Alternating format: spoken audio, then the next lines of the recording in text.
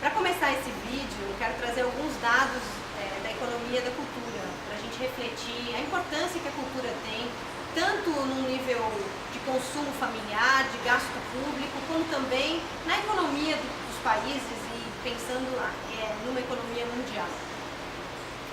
Em termos do consumo familiar, a cultura é o quarto item de maior despesa que as famílias têm. Chega a mais de R$ 180 por mês, ocupa mais de 8% das despesas familiares. A cultura fica atrás apenas de habitação, alimentação e transporte. Ela ultrapassa inclusive educação. Isso contemplando a telefonia dentro do campo da cultura. Isso pensando no consumo familiar. Saindo do âmbito privado e pensando assim na gestão pública, a cultura também ocupa um espaço importante nos gastos, nos investimentos públicos. Considerando a esfera municipal, estadual e nacional, a cultura ocupa 0,3% dos orçamentos públicos. Isso, embora tenha aumentado entre 2007 e 2010, a gente sabe que ainda é muito pouco, está longe de ser 1% recomendado pela Unesco, é algo que ainda precisa ser ampliado. Os municípios, se comparados às três esferas, os municípios é a esfera que mais investe em cultura. Tem uma média chegando a 1,1% dos orçamentos públicos destinados à cultura. Outros dados também são bastante impressionantes em relação à economia da cultura e que nos fazem pensar e expressam essa centralidade da cultura. No Brasil, no ano de 2013, a economia criativa, ela gerou 125 bilhões de reais, que equivale a 2,6% do PIB nacional. E já nos Estados Unidos, por exemplo, a indústria do copyright, que são os setores ligados ao audiovisual, à música, setor fonográfico, software, ele movimentou 11% do PIB norte-americano, o que é bastante expressivo. Entretanto, a gente vive no Brasil duas principais fragilidades que eu consigo identificar das políticas públicas de cultura. Uma delas é a questão do financiamento à cultura, que ainda é muito desigual e muito pequeno perto da importância que a cultura tem. Outro dado que é importante a gente ter em mente, que outra fragilidade, outro desafio das políticas culturais é o acesso aos dados, o acesso aos números que a cultura mobiliza. A gente não tem pesquisas seriais, periódicas, que apontem para uma reflexão mais crítica e aprofundada sobre isso. Então isso também é um aspecto que as políticas públicas de cultura nos municípios precisam se atentar. Como reunir dados importantes, indicadores válidos, que a gente possa comparar o avanço e a evolução da economia da cultura na sua localidade.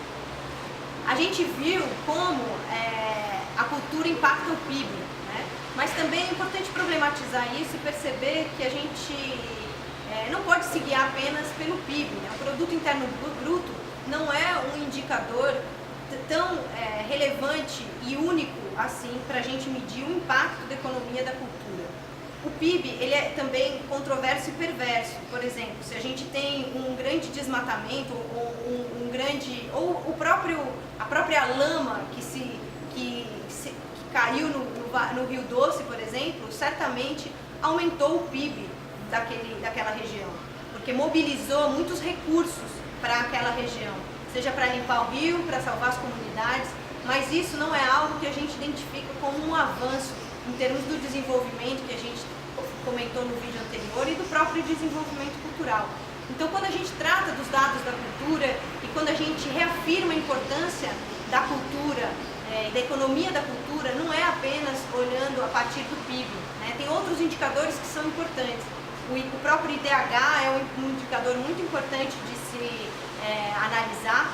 E se tem também um índice, que é o Índice de Felicidade Interna Bruta, que foi criado no Butão e que ele é muito interessante de ser pensado. A cultura é considerada uma das 9 dimensões de felicidade interna bruta. E a gente tem também outras dimensões. Por exemplo, o grau de bem-estar psicológico e de otimismo da população também é um indicador que mede a felicidade daquela população. A saúde, a educação, o meio ambiente, padrão de vida, governança E a vitalidade comunitária e o uso do tempo são outros índices que integram a felicidade interna bruta. E é interessante pensar, isso tem tudo a ver com cultura, porque é isso, esse indicador, ele avalia também, por exemplo, o tempo que você passa no trânsito, o nível de endividamento da população. Então ele não mede apenas a circulação econômica, mas ele mede o bem-estar da população e uma série de outros indicadores, dentre os quais a cultura, para ver se realmente houve um desenvolvimento em relação àquela população. Nessa segunda parte do vídeo, eu vou trazer um pouquinho o conceito de economia criativa e como ele foi incorporado nas políticas culturais brasileiras e no mundo também. No mundo, a economia criativa ela surgiu especialmente na Inglaterra, no final da década de 70, num contexto de aumento da incidência privada na regulação e na gestão dos serviços públicos. É um momento em que houve uma desregulamentação das políticas públicas e uma maior incidência do mercado, né, em detrimento à gestão pública. E isso é muito importante ser levado em consideração quando a gente trata do conceito que originou as políticas culturais de economia criativa no mundo. Na Inglaterra, por exemplo, o conceito de economia criativa ele é voltado à geração de trabalho e à exploração da propriedade intelectual. Já no caso brasileiro, a economia criativa entrou com mais força nas políticas culturais na década de 2010. Mais especificamente em 2012, quando a gente teve a criação, a institucionalização de uma Secretaria Nacional de Economia Criativa. E a gente vai ver aqui o conjunto de setores que integram a política de economia criativa no Brasil. A política cultural brasileira ela optou por trabalhar com um total de segmentos definidos pela Unesco.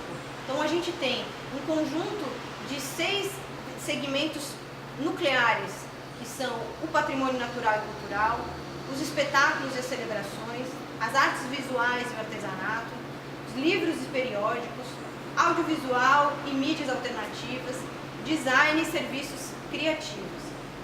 É importante perceber que a escolha desses segmentos que integram a economia criativa, ela é eminentemente uma escolha política. E isso é importante de ser levado em consideração também quando a gente fala do impacto da economia criativa na economia de modo geral.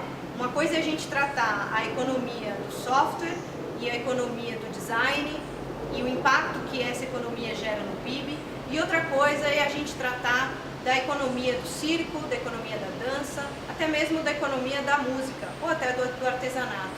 Então é muito importante a gente deixar claro o conjunto de segmentos que a gente está tratando quando a gente fala de economia criativa. E isso é fundamental também quando a gente vai planejar e projetar um plano municipal de cultura. No Brasil, diferentemente da Inglaterra, que previu seu conceito de economia criativa baseado na exploração da propriedade intelectual, aqui a gente buscou, as políticas de cultura buscaram tropicalizar um pouco esse conceito. E elas trabalham com uma perspectiva de economia criativa que articula 4 princípios chaves. Um deles é a diversidade cultural, outro é a sustentabilidade, outro é a inovação e outro é a inclusão social. A economia criativa brasileira passa a ser compreendida, portanto, como a intersecção desses 4 princípios, numa visão que valoriza, protege e promove a diversidade cultural, como também prevê o desenvolvimento local e regional a partir da sustentabilidade, da inovação de produtos e processos e concebe a inclusão produtiva da população como promoção da cidadania cultural. Para iniciar essa parte relativa à economia criativa, é importante trazer como é que essa concepção surgiu no mundo, né? E a gente tem então um período de gestação das indústrias criativas num mesmo processo em que houve um aumento da incidência privada na gestão dos serviços públicos, em que houve uma desregulamentação das políticas públicas e também por uma maior incidência e um maior deslocamento, né, do Estado em relação ao mercado. Foi quando o mercado passou a ter maior importância e a assumir maior protagonismo. E esse período coincide com uma expansão dos serviços e da economia de serviços, que foi deixando de ser uma economia industrial e passando a ser uma economia de serviços, onde a gente inclusive insere a importância da cultura, né, a centralidade da cultura nesse impacto dessa economia de serviços, por ela se configurar como uma economia de serviços. E isso se deu em termos das políticas culturais e o surgimento das políticas de economia criativa no mundo. A gente situa, então, no final da década de 80 início da década de 90, em alguns países como Austrália, Nova Zelândia, Reino Unido, Estados Unidos, Canadá, França, entre outros. E agora a gente vai ver como é que o Plano Nacional de Cultura projeta o fomento à economia criativa. A gente tem um conjunto grande de metas que se relacionam com a economia criativa no Plano Nacional de Cultura. Aqui vocês podem ver algumas delas, né, e conhecê-las. A gente tem uma diversidade grande de abordagens. Uma delas, que é, digamos, muito conhecida, a meta número 7, que é 100% dos segmentos culturais com cadeias produtivas da economia criativa mapeadas, aponta aquilo que a gente já vinha dizendo antes, da importância de se ter as cadeias produtivas da economia da cultura identificadas e mapeadas. No diagnóstico do Plano Municipal de Cultura, é fundamental que isso apareça. O que existe a respeito desse mapeamento no seu município é muito importante que esteja contemplado no Plano Municipal de Cultura. É a partir desse mapeamento que vai ser possível projetar novas metas e o próprio fomento dos setores da economia da cultura. A gente tem também uma das metas, que é a meta 9, que diz respeito a 300 projetos de apoio à sustentabilidade econômica da produção cultural local. E aqui a gente está falando do que a gente vinha comentando antes, da importância da produção territorial e local, não somente ser mapeada e identificada, como também fomentada e valorizada. E aí a gente toca questões chaves do próximo módulo, que diz respeito à economia solidária da cultura e justamente às práticas territoriais, locais, de gestão e de produção da economia na área cultural.